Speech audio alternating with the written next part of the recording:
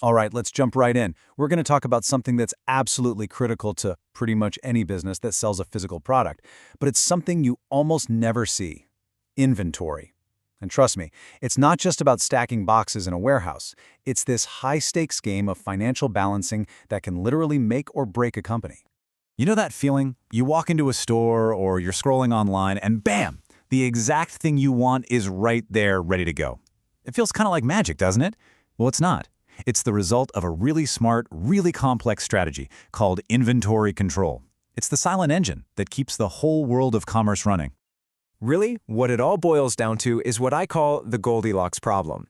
See, if a business has way too much stock, its cash is all tied up, warehouse costs are insane, and stuff can get old or go out of style. But if they have too little, they run out, they lose sales, and they end up with unhappy customers. So the goal, the absolute sweet spot, is to have it just right. So to even begin solving this problem, we've got to get on the same page about what we're even talking about. What is inventory really? Let's break down the basic building blocks. At its most basic level, the definition is pretty simple. Inventory is just all the stuff a company has on hand that it bought or made specifically to sell for a profit. Doesn't matter if you're a massive car company or a tiny local bakery, if you're planning to sell it, yep, that's your inventory. But here's the thing. Inventory isn't just one category. It actually has a few different faces as it moves through the production line.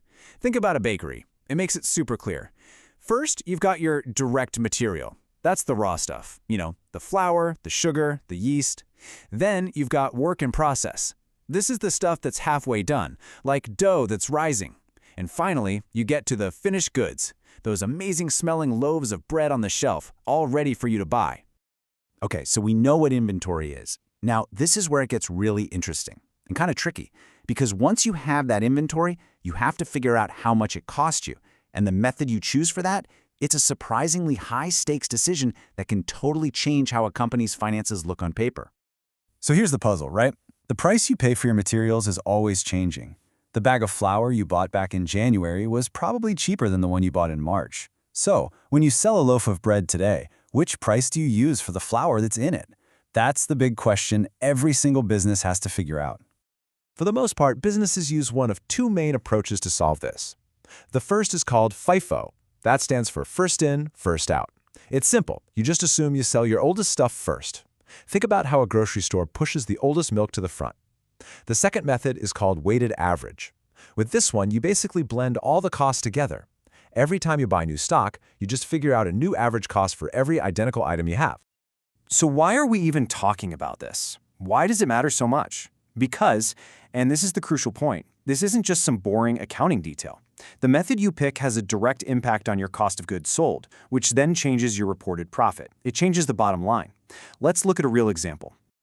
Okay, so check this out. Using that FIFO method, first in, first out, this company we're looking at had a gross profit of 31,074 Rand.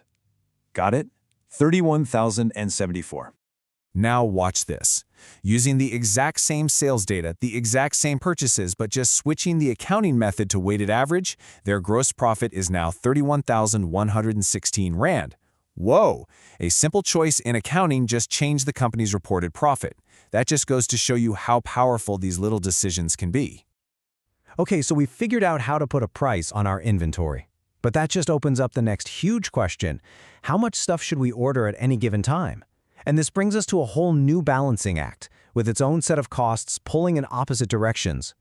So on one side of the scale, you've got your ordering costs. This is all the admin work, the paperwork, the delivery fees, everything that goes into placing an order. To keep these low, you'd want to place gigantic orders just once in a while. But on the other side, you have carrying costs. This is the rent on the warehouse, the insurance, the risk that your stuff gets damaged or just goes out of fashion. The more stuff you have, the higher these costs are. See the problem?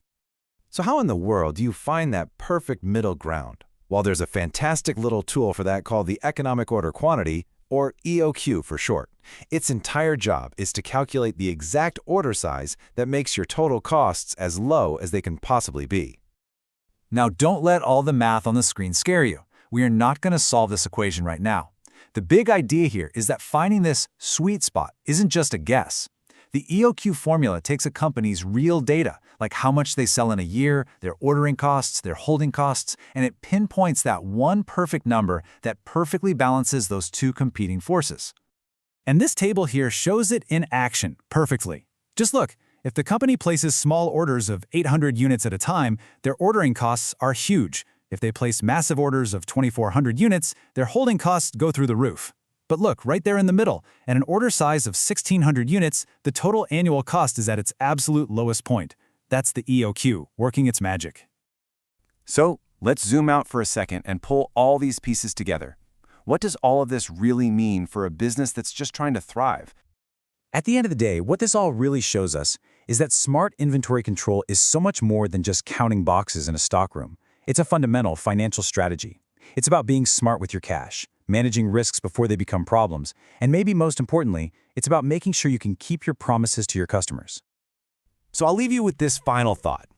The next time you walk by a store and see a giant clearance sale sign, just stop and think for a second.